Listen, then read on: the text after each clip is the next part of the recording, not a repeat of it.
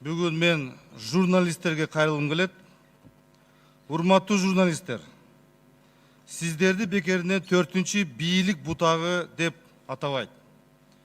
Өлкөдөгү коомдук саясий, социалдык, экономикалык, маалымат коопсуздугу абалы боюнча сиздерде да жоопкерчилик бар. Бүгүнкү күндө биз, сиздер жана жалпы эл мамлекетти өнүктүрүүнү күчөтүүнүн ордуна тескерисинче мен байкоом боюнча жалган жала, кара пиар, фейк, хайп, троллдорду өндүргөн өлкө болуп калды окшойт. Бири-бирин социалдык тармактарды каралап, кадыр баркын кетирип, ушактаган виртуалдык коомго айлана баштадык. Өлкөдөгү көйгөйлүү маселелер боюнча сунуш талаптарыңыздар өкмөттүн чечим кабыл алуусуна таасир этип жатат. Ал эми эл болсо сиздердин пикириңиздерге байланып калды. Өлкөдөгү сиздерге болгон жакшы мамилени жоготуп албаңыздар.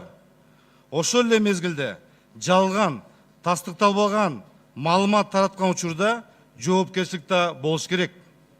Мисалы, Азаттык 700 миллион акча сыртка чыгып кетти деп иликтөө жасады. Кийин 5-чи каналдын иликтөөсүн көрүп, ачык пикир туулду.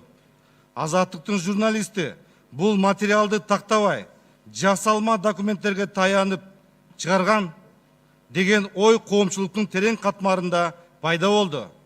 Менде да Азаттыктын журналисттин иликтөөсүндө кимдин бирөөнүн кызыкчылыгы барбы деген күмөн жаралды. Буга чейин мен Азаттыкка абдан ишенчүмүн.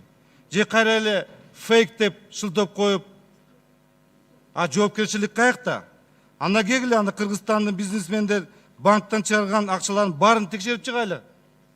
Өлкөгө зыян келип калбасын.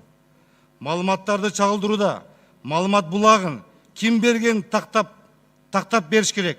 Балким ал Интерполду издөө жүргөн, же мошенник, же террорист, же өлкөгө залакасы тийген адам болушу мүмкүн. Журналисттерден чыккан маалыматтарды күч органдары шалаакы мамиле жасабай, ыкчам түрдө текшерип, элге ачык так бергенде эл ичинде күмөн ойлор жаралбайт болчу.